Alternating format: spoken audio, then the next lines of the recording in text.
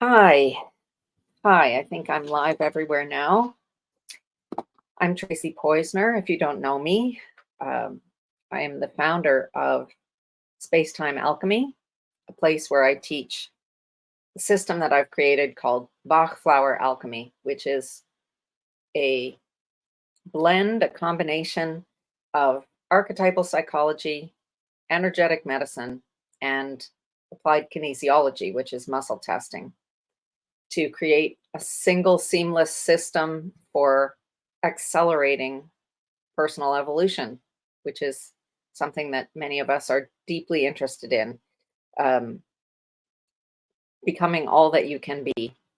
So, today, what I wanted to talk about was grief and the grieving process as we understand it, and how Bach flower alchemy and the archetypes can help to move you through the stages of grief into something much more significant than a place of healing, because that's what's really important for me as a practitioner and as the the developer of this technology. I'll call this a spiritual technology.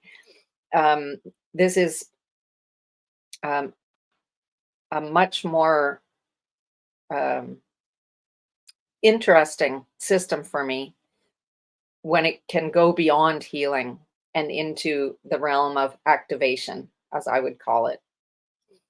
Activation being lighting up our capacity um, to transcend our human limitations and explore the superhuman part of our consciousness, which all of us have access to, and which allows us to work almost without limits.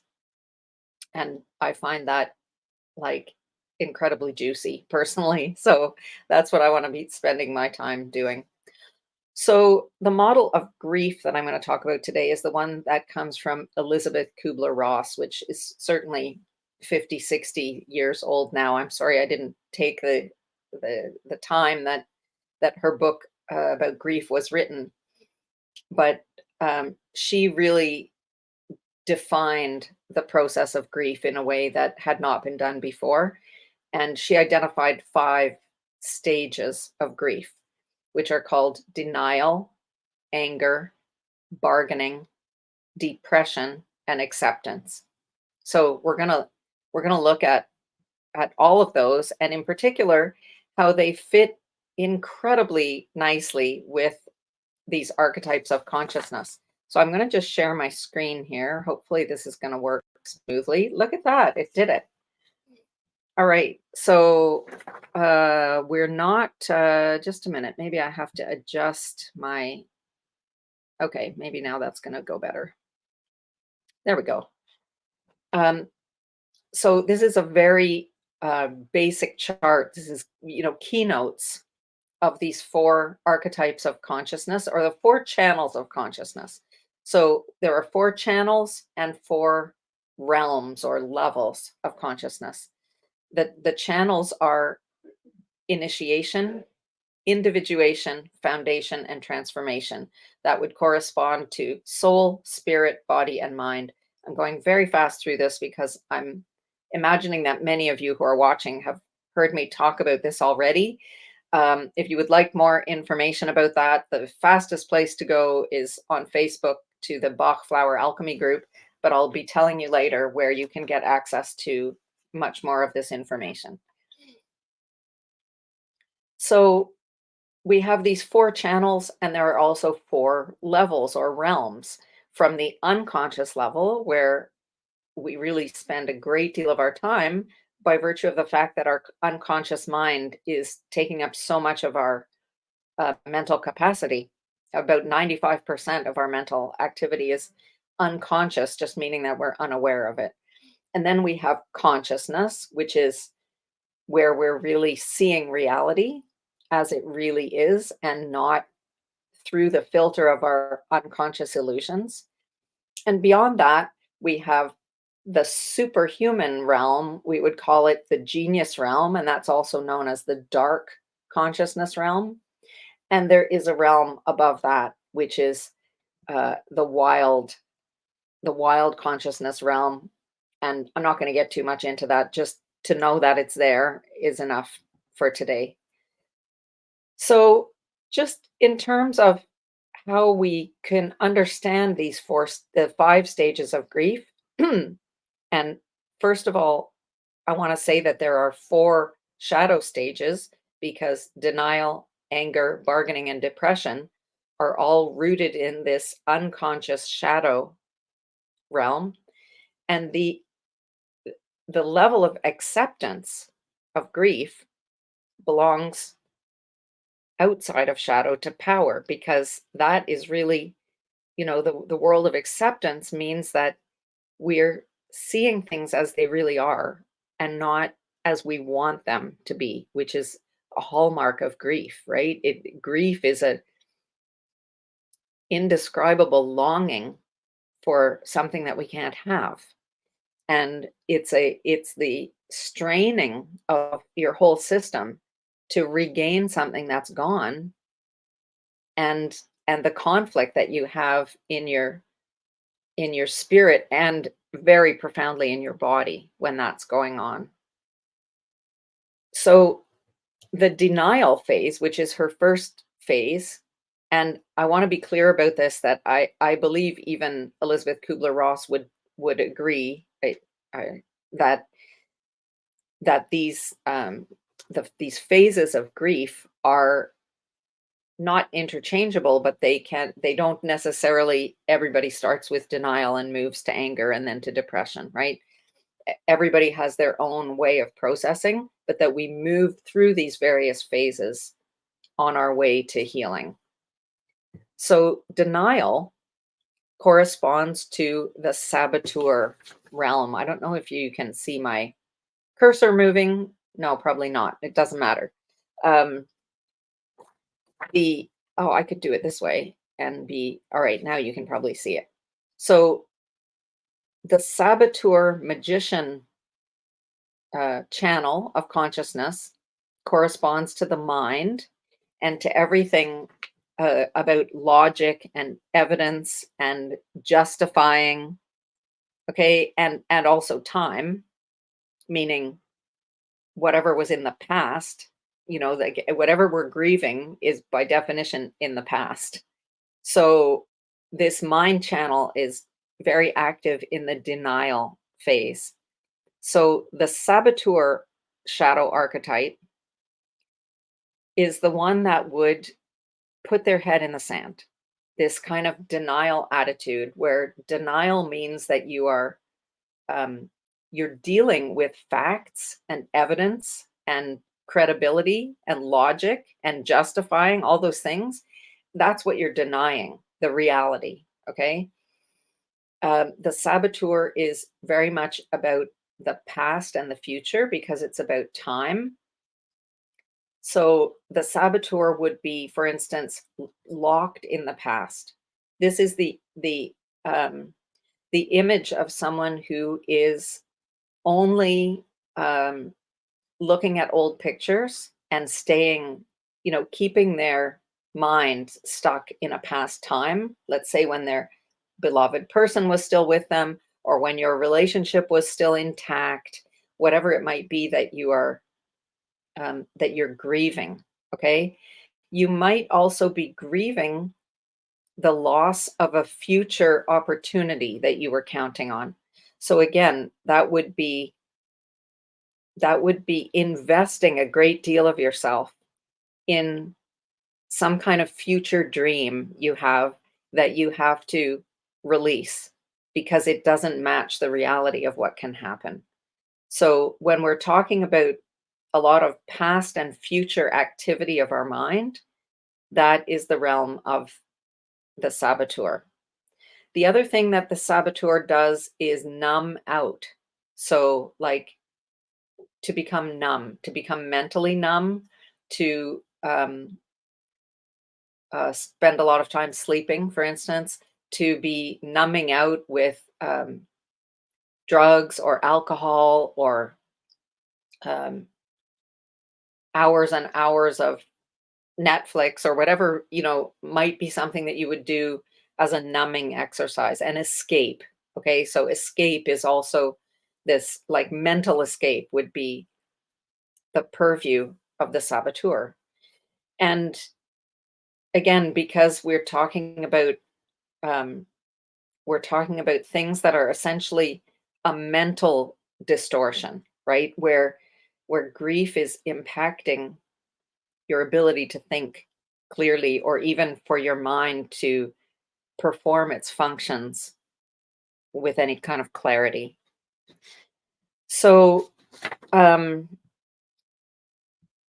the Bach flowers that correspond to this phase of denial, that have like saboteur as one of their characteristics. Just very briefly, I'm going to say that each one of the 38 Bach flowers has two shadow archetypes that uh, that it exemplifies, or that are make it easy for us to understand the mental and emotional state of someone who needs that particular flower.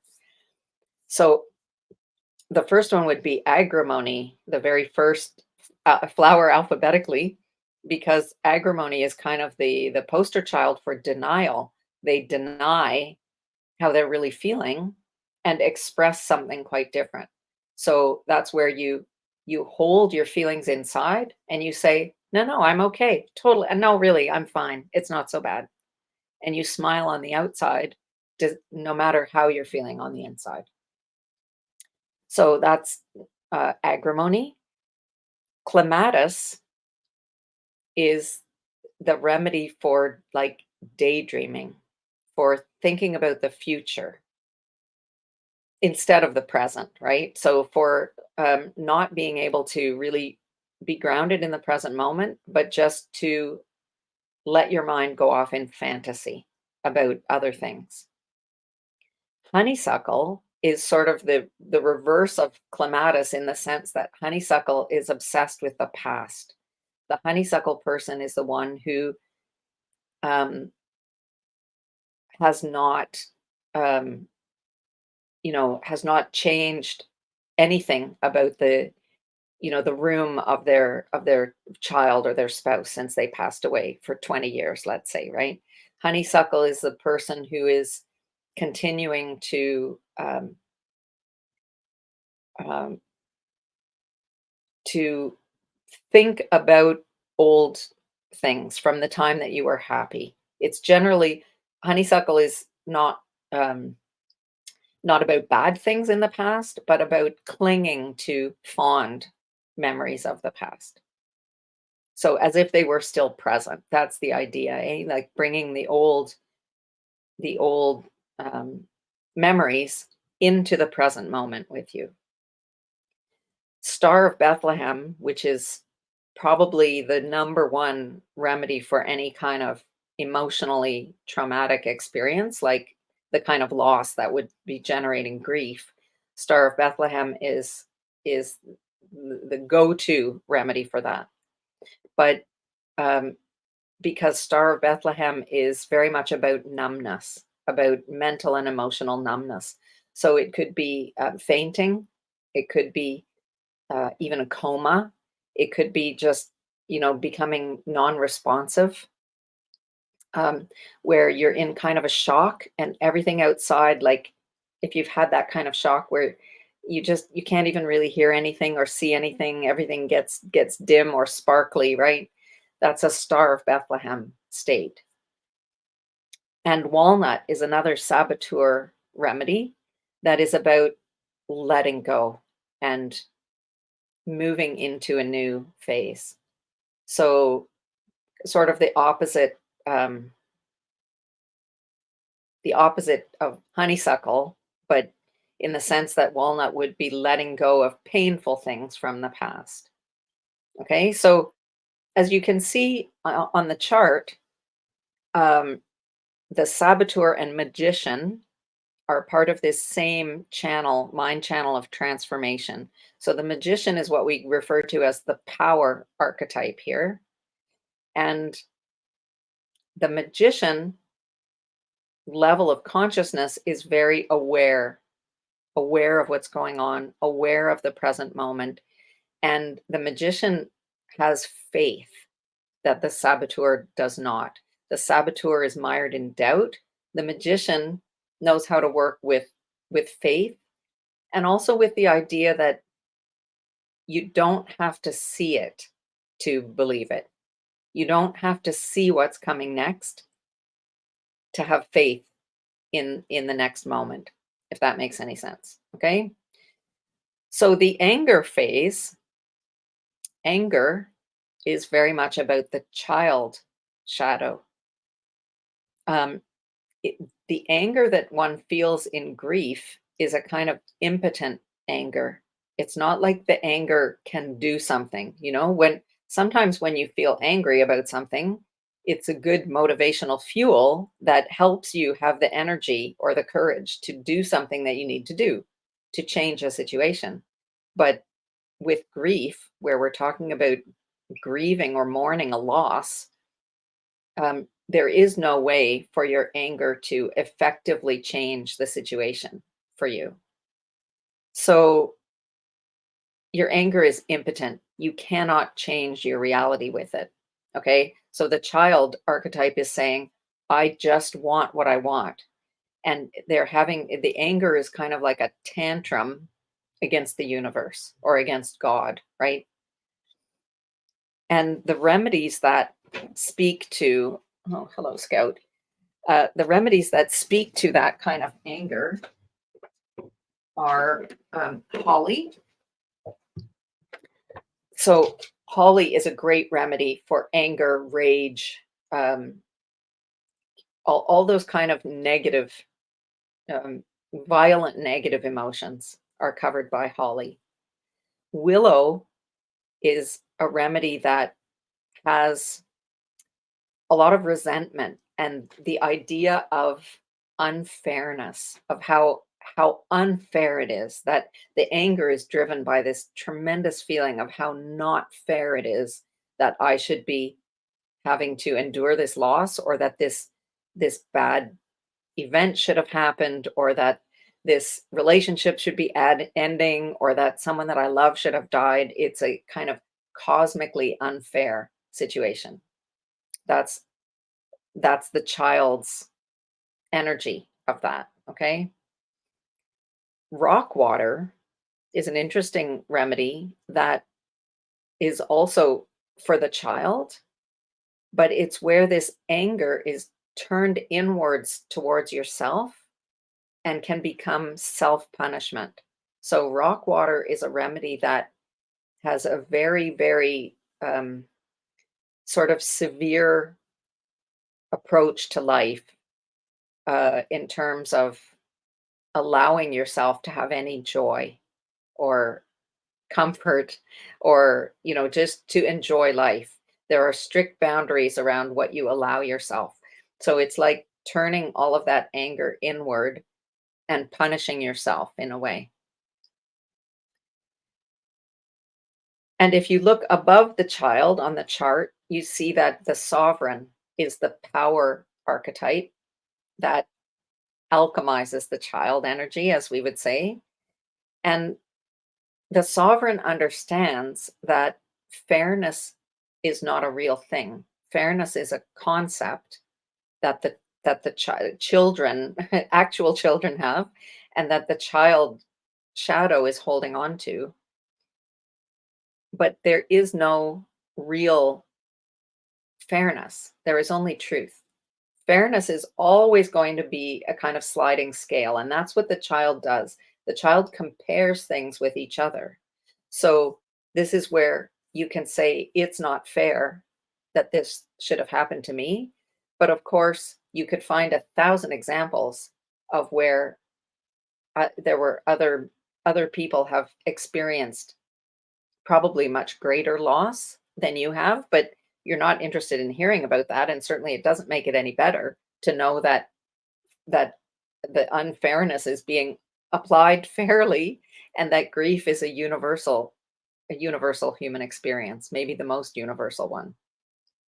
So the sovereign understands how to let go of fairness and to focus on truth, on the truth of the present moment. Bargaining is the third uh, phase. And bargaining is where you say, okay, I'll do anything. I'll do anything to restore this situation, to bring my partner back who's left me, to restore my loved one to life, to fix the situation. I'll do anything. And there is something also in bargaining where you say, my my value now is so low anyway. There's nothing else that I can lose. I'll give anything else away. So when we talk about that issues of sacrifice and value, now we're in the realm of the prostitute and lover. So pine is one of the remedies that has the prostitute associated with it. And pine is a remedy for guilt. So in the sense of bargaining, pine says, I'll take the blame and I'll take any punishment that's coming as long as this situation can resolve, right? Like I will beat myself up. I'll say it was all my fault. Let's just make it be okay, right? I will sacrifice my dignity or anything else that it takes to resolve this situation. I'm going to bargain here, and I'll bargain with the universe. I'll bargain with God. I'll bargain with the person who has caused me grief. Okay, whatever it is. White chestnut is a flower essence that we associate with spinning thoughts and kind of busy, busy mind that you can't shut off. So, in this context of bargaining, white chestnut is looking everywhere for the answer, right? Like, I'll do anything. What could it be? What could it be? What kind of sacrifice could I make? What haven't I thought of? What haven't I thought of? That's white chestnut. And oak, these are such different remedies from each other. Um, Oak is a remedy that says, I'll never give up no matter what. So it's sort of making a bargain. The bargain is, I'll never stop trying. I'm going to bargain my whole life and all my life energy into my loyalty to this issue, into trying to resolve this issue, into keeping this issue front and center in my mind. I'll never stop. I'll never give up. I don't care how much energy it takes from me.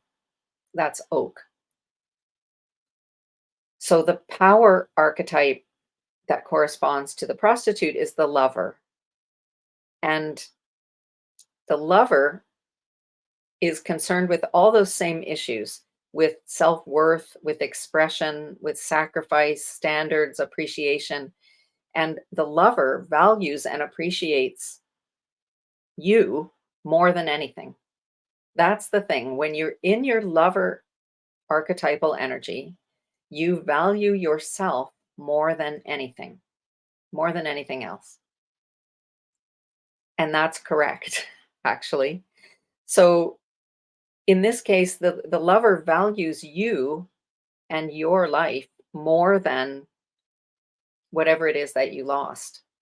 And that's what that love is what brings you up out of the pit, right? That's awakening of self-love is part of the alchemizing of grief, that you have to have self-love in order to get out of that situation, get out of the depths of suffering. And the fourth phase of grief is depression. And of course, we only have one archetype left, but these fit so amazingly that I'm quite surprised when I started looking at this. So, depression is the victim. This is the victim is the realm of the body and of space and of matter. Um, and so there's this heaviness about the depressive phase, and it really is a victim state. So the remedy gentian is a remedy for what we would call for setbacks. But of course, this kind of a trauma or a loss is like a gigantic setback, but that's what it is. It's an unwanted reversal of fortune, let's say. So gentian is a remedy that gives up very easily. And that's what depression is really. It's a giving up of like, I'm done. That's how you feel when you're done trying. Um, a remedy that's often confused with gentian is gorse because they seem to be so close. But gorse is more about um, being hopeless. So gentian is kind of leaning on the side of losing faith, and gorse is about losing hope. And there really is a distinction there. So gorse would be a heavier state than gentian, but that hopelessness is a big part of depression.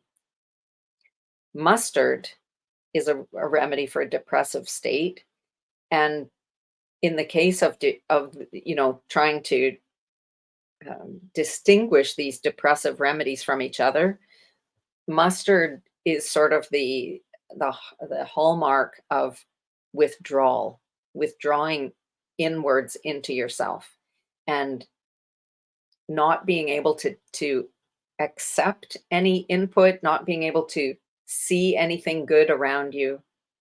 That's mustard. Wild rose is even deeper still. Wild rose is a remedy of really of giving up, of total apathy. Wild rose feels that everything is pointless, that nothing is any good or worthwhile. There's no joy to be found in anything. And finally, sweet chestnut is um, another very, very important remedy for grief. Sweet chestnut, they talk about it being like the dark night of the soul. That's kind of the emblem of sweet chestnut when there's nothing left but annihilation on the other side.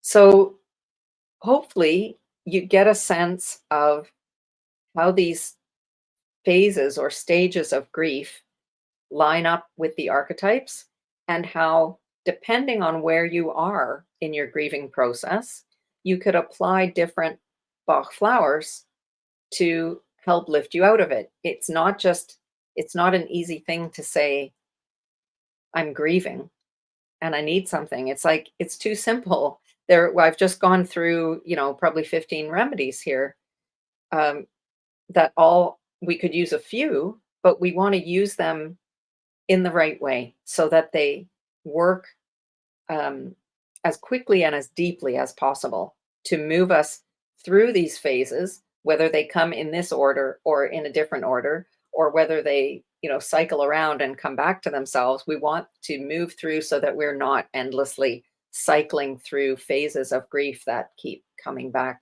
again and again. Something that um, so I just wanted to say quickly about the warrior, because the warrior is the power archetype that corresponds to the victim. The warrior is the one that provides boundaries and strength and endurance. These would be obviously emotional boundaries, but the boundary is to be able to stop yourself from indulging in shadow emotions. And it's not that I would never say that we want to take flowers to not experience grief, like let's get out of here. It's it's very, very important to process our feelings and to let the dog out of the room because it won't stop. It's very important to process these feelings and not to expect that we get to just use homeopathy or Bach flowers to skip over these unpleasant moments of life. But on the other hand, suffering suffering is very seductive and it's addictive, and we're drawn to it. We're drawn towards it.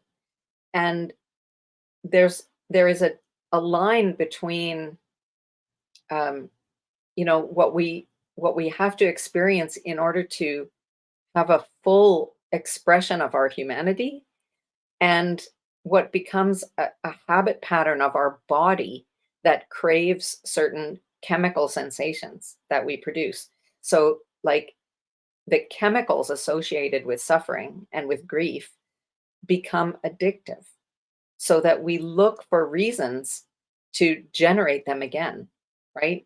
And all of our emotions are being generated by us, right? You are the only person who is making you feel a certain way. You are actually in control of how you feel. There never can be something outside of you that makes you feel a certain way. We choose to feel a certain way because it serves something in our story. So we don't want to deny grieving. And even for a long time, I mean, the loss of a spouse, or heaven forbid, a child, right? Yes, it can take years to get over something like that. It absolutely can. And it's not a question of saying it should take this long or it should take that long. But we want to be able to um, experience what we require in order to move forward and to grow. And as I started to look at the final phase of grief, which is acceptance, I realized that acceptance actually goes beyond what these power archetypes uh, can offer us. It is a level of wisdom that carries us right over the power archetypes and into the dark, which I find completely fascinating. So I was going to share another screen about that had a chart of all the four levels and the four channels. And sorry, like tech uh, limitations here, I wasn't able to do it. But beyond the level of power archetypes, we have dark consciousness, which in the beginning scared the heck out of me. It felt like something slightly evil or nefarious. So we don't like talking about things that are dark. But the truth is that the dark is where all the light is created. The process of creation before there's light happens in the absence of light by definition, right? By definition, light cannot be created where there's already light, because that doesn't make any sense.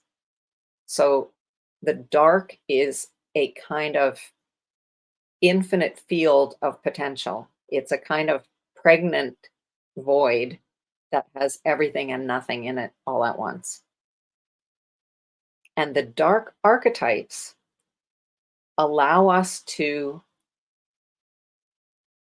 um, to access a kind of superhuman experience of consciousness where we can completely let go of our connection to the collective humanity that creates this filter that we see the world through. So even in when we're in our power consciousness, the truth that we're seeing there is still one that is the creation of our conscious mind that's connected to all the other conscious minds, and that this collective still creates our values. For instance, it's not possible for us to go beyond valuing things that are valued by the collective. It's hard for us to value, the benefit of um, things that we consider negative qualities. And this is where it gets really, really interesting with the Bach flowers, because they are all about negative patterns and positive qualities that dispel the negative patterns. So the idea of finding something of value inside of those negative patterns that we actually want to have, right? We need to be beyond our level of human valuation of things in order to really be able to find the genius hiding inside our shadow. So that is opening up a huge topic. This is just a tiny taste of it, but I wanted to just speak a little bit about these dark archetypes. So in the it doesn't even matter where they fit. I'm going to tell you that the myth maker archetype is the one that writes a new story of you. It's one that rewrites the story of you, that as if you were reading a novel about a character who, who has this terrible setback and loss and grief in the middle of the story. Well, and then there's more story where they go on to do some amazing thing or have an incredible experience. And as the reader, we expect that kind of story arc. But as the protagonist of your own life, you need this not external, but this elevated perspective to write the rest of your life story. So the myth maker sort of goes around tasting codes, we would say, tasting things, experiencing things, and deciding what new things to value, that to bring them into this story. The blind seer, as the name would suggest, it's supposed to sound contradictory. The blind seer sees with black light. So when we get into this dark consciousness, we turn on our black light vision. And probably from watching like crime shows on television, that they use black light to see things that are not visible in the regular spectrum of light. So the same goes for the dark. When you see with black light, you have this whole additional profile of seeing things that you couldn't see with your ordinary consciousness. The activator takes responsibility for your own feelings at all times. It is radical responsibility for the feelings that you're experiencing, and not allowing anything from outside of you to be seen as a reason why you're feeling something. The only reason is a choice that you're making to feel that way. And that's why I say it's radical. Like, you could never get here before you pass through this phase of acceptance. That's why the acceptance kind of illuminates this new reality for you, where you understand that it's a choice to suffer or not to suffer. The Empress is the feminine side of the activator. So this is one sort of pair of archetypes in the dark that have masculine and feminine sides to them. And again, another whole story, but the activator is the masculine expression, the feminine, the Empress is the feminine side of the activator. And she allows you to reorganize yourself around a new reality, around the truth. So the Empress is located in your spine. All of the archetypes have body locations for them, but your spine is kind of the core of you. And the Empress helps you to reorganize all your parts around this new backbone that you have, around your new center, which is the truth. The alchemist archetype doesn't settle for anything. In terms of your present experience, the alchemist designs the present moment experience, actually designs the experience for you. The alchemist creates what you believe in on that level. And the feminine side of the alchemist is called the dark goddess. And this is what's referred to as the unhooking field. The dark goddess is the unhooking field where you unhook yourself from all of those collective beliefs, even the positive ones. It's one thing to unhook yourself from the negative beliefs. That's what we do when we're getting out of shadow into the power clarity of seeing the truth. But unhooking yourself from what we think of as positive beliefs is like the next level. And that's where you get to, unless you're unhooked from even the positive beliefs, you can't clearly hear the voice of divine purpose or divine inspiration, because again, by definition, it's not going to make sense to your human mind. It's not going to make sense to your saboteur and magician that are about um making sense, right? We don't expect divine inspiration to be logical, because logic is such a limited part of our mind and of how the universe works. Logic is a minimal part of how the universe works. Logic doesn't account for love or for dreams or for values. There's nothing logical about values, because all kinds of people value different things very deeply. So the dark goddess, this unhooking process, is about death and rebirth. It's about allowing the old you to die and rebirthing a new you. It's the rebirth, it's death and rebirth for yourself, not referring to the a loss that you might have had with someone who actually has died. And the dark goddess is engaged in quantum speeding your transformation. And that is really so close to the purpose of the whole Bach flower alchemy process, to quantum speed this transformation so that you can use your actually limited number of days alive on earth to bring through as much of your divine purpose and divine inspiration as you possibly can. And that is actually an unlimited field of potential for you.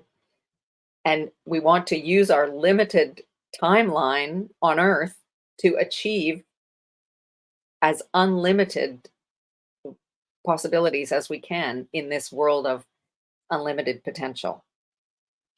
So that's all that I have today about working through the stages of grief. If anybody watching would like to post a question or a comment, I can see them here. So if you want to type into any chat box wherever you are, I'll be able to see it. And otherwise, in the meantime, as I'm waiting, I'll just tell you that the place where I talk about all this stuff and where I teach about this is Space-Time Alchemy. You can get there by going to bachfloweralchemy.com. Did I give myself a banner about that? I guess I didn't. I could do that here.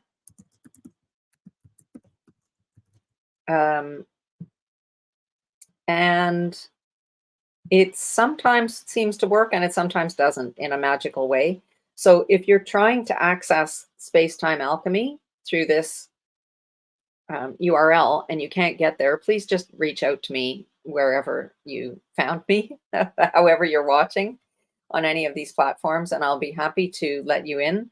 There's a free community called Essential Alchemist, where I do live streams and we have ongoing conversations and teaching about how to use the archetypes, how to use the flowers, how to engage with muscle testing. There are two paid streams there. One is certification for people who would like to become practitioners of Bach flower alchemy, or to use it, to combine it in some way with their own current business. And really, there's no limit to the ways that this can bring an incredible level of depth to whatever you're already doing. And there's a Master Alchemist stream for people who are just passionately interested in personal development and want to be able to apply as much of this as possible to themselves and hopefully to their families. So do go to bachfloweralchemy.com. If you can't get in there, please just shoot me a message. And thanks for watching. See you next time.